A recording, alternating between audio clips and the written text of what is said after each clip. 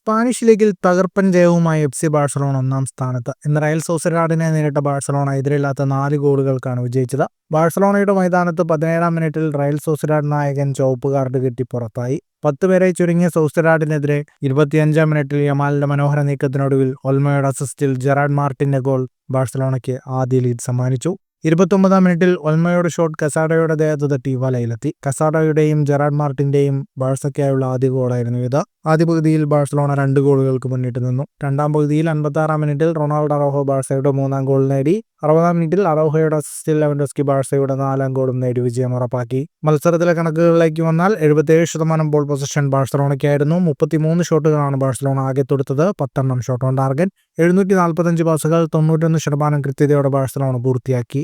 മത്സരത്തിൽ റയൽ സോസിഡാഡിന് ഒറ്റ ഷോട്ട് പോലും തൊടുക്കാനായില്ല എന്നതാണ് പ്രത്യേകത. 227 പാസുകൾ 71% കൃത്യതയോടെ റയൽ സോസിഡാഡ് പൂർത്തിയാക്കി. ഈ വിജയത്തോടെ എഫ് സി ബാഴ്സലോണ 26 മത്സരങ്ങളിൽ നിന്ന് 57 പോയിന്റുമായി ലീഗിൽ ഒന്നാം സ്ഥാനത്തെത്തി. 26 മത്സരങ്ങളിൽ 56 പോയിന്റുള്ള അത്ലറ്റിക്കോ മാഡ്രിഡ് ആണ് 2-ാം സ്ഥാനത്ത്. 54 പോയിന്റുമായി റയൽ മാഡ്രിഡ് 3-ാം സ്ഥാനത്തുണ്ട്. 34 പോയിന്റുള്ള റയൽ സോസിഡാഡ് 9-ാം സ്ഥാനത്താണ്. ഫുട്ബോൾ ലോകത്തെ കൂടുതൽ വാർത്തകൾക്കും വിശേഷങ്ങൾക്കുമായി സ്പോർട്സ് കഫേ സബ്സ്ക്രൈബ് ചെയ്യുക.